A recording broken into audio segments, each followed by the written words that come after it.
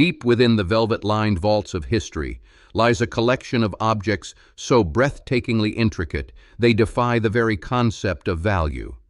Imagine a sphere of translucent strawberry-red enamel, woven with delicate webs of pure gold and studded with flawless diamonds, opening to reveal a miniature, fully functioning carriage. These were the Fabergé imperial eggs, the ultimate expression of devotion and the most exquisite manifestations of royal privilege ever conceived. Commissioned exclusively by the Romanov Tsars, these masterpieces were not mere jewelry. They were the physical embodiment of an empire whose wealth was so vast it bordered on the divine. To understand the magnitude of this opulence, one must gaze upon the sheer scale of the Russian Empire at the dawn of the 20th century. The Winter Palace in St. Petersburg was a fortress of unimaginable splendor, dripping with malachite, lapis lazuli, and gilded mirrors that reflected a dynasty untouched by the struggles of the modernizing world. This was an era where imperial wealth was absolute, measured not in bank accounts, but in the possession of continents and the command of millions. Within this gilded cage of absolute power, Peter Carl Fabergé was appointed the jeweler to the imperial court, tasked with capturing the boundless majesty of the Romanovs within the palm of a hand. The craftsmanship demanded by such a commission required a level of bespoke artistry that remains unmatched in human history. Fabergé and his elite team of workmasters would spend up to a year, and sometimes longer, conceptualizing and executing a single creation. Each piece was a closely guarded secret, even from the emperor who commissioned it, driven by a singular mandate. It must be beautiful, and it must contain a surprise. These hidden treasures within the treasures ranged from mechanical swans carved from platinum to exact replicas of imperial palaces rendered in varied shades of gold. This was the absolute pinnacle of luxury, where time, labor, and precious materials were expended without a single thought to cost.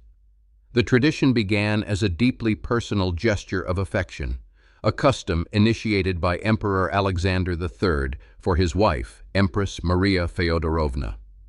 What started as a single jeweled hen within a golden yoke quickly escalated into an annual mandate of unparalleled extravagance. When Nicholas II ascended the throne, the tradition expanded, requiring 2 bespoke masterpieces each year, one for his mother, the Dowager Empress, and one for his wife, Alexandra. With each passing Easter, the designs became more daring, the materials more exotic, and the internal mechanisms more impossibly complex. The imperial family had inadvertently sparked a creative arms race of their own making, pushing the boundaries of what human hands could forge. Yet the echoes of those bold ventures could not drown out the rising tide of a changing world. In 1917, the illusion of eternal majesty shattered violently. The Russian Revolution swept through the empire, tearing down the golden facades and violently dismantling the Romanov dynasty. The unimaginably vast royal fortunes, accumulated over 3 centuries of absolute rule, were suddenly the property of the state. Palaces were ransacked, vaults were forced open, and the delicate masterpieces of the imperial court were thrust into the harsh, unforgiving light of a new, brutal regime. The historical upheaval transformed symbols of love into targets of ideological wrath. The new government, desperate to fund their fledgling state, looked upon these miracles of craftsmanship not as art, but as capital. The Kremlin armory became a staging ground for the greatest liquidation of luxury assets the world had ever witnessed.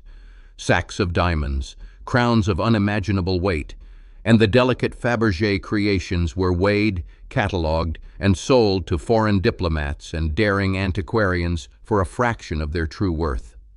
The soul of the empire was quietly exported across borders, exchanged for the foreign currency needed to buy tractors and grain.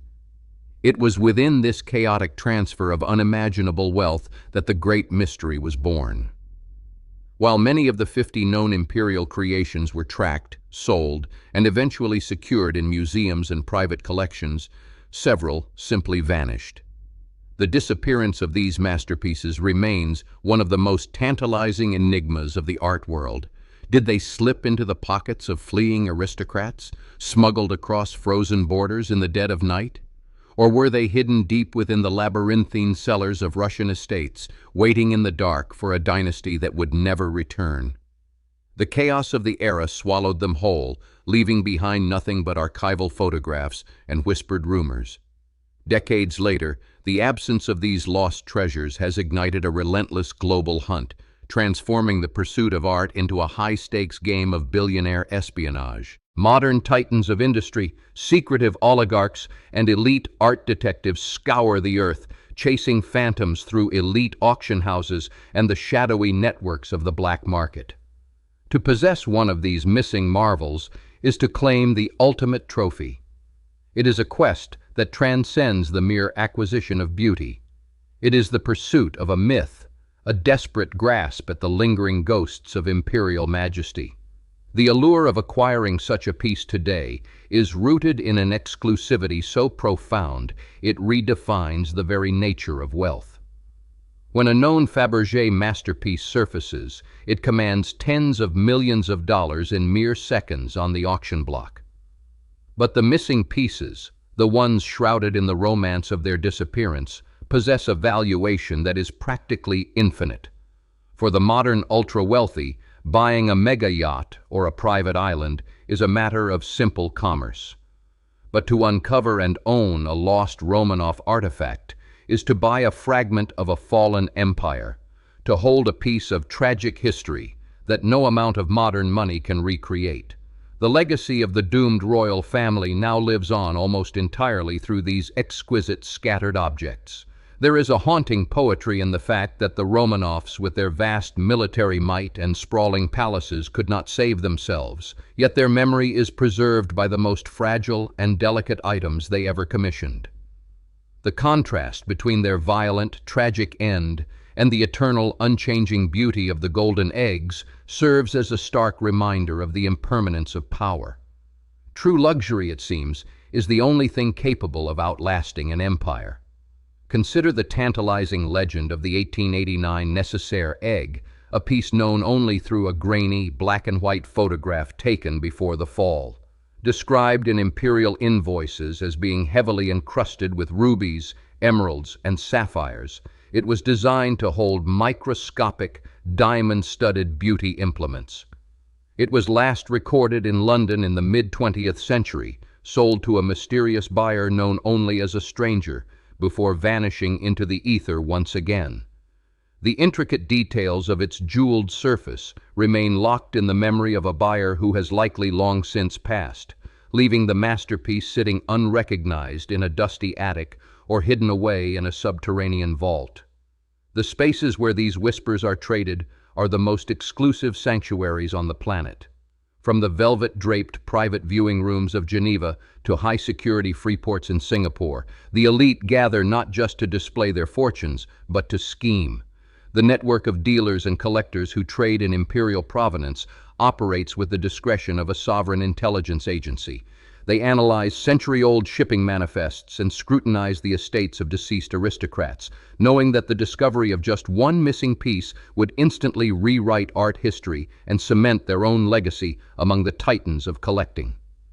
This enduring fascination speaks to the ultimate power of bespoke craftsmanship and the mythic weight of provenance. The lost creations of Peter Carl Fabergé are no longer just objects of gold and enamel. They have become the holy grail of the luxury world. They represent an era where artistry was pushed to the absolute limits of human capability, funded by a wealth that knew no boundaries and answered to no earthly authority. To hold such an object is to feel the weight of history, the warmth of a doomed emperor's love, and the cold reality of a dynasty's collapse, all resting elegantly in the palm of your hand. As long as these masterpieces remain hidden from the world, the legend of the Romanov wealth will continue to captivate the imaginations of the elite. The mystery ensures that the empire never truly died. It simply fractured into brilliant, diamond-encrusted pieces scattered across the globe. The ultimate treasure hunt remains open, a silent invitation to those with the resources to chase history's most elusive phantoms. Until the final golden shell is opened, the story of the lost imperial eggs will stand as the most breathtaking, heartbreaking, and awe-inspiring narrative in the history of unimaginable wealth.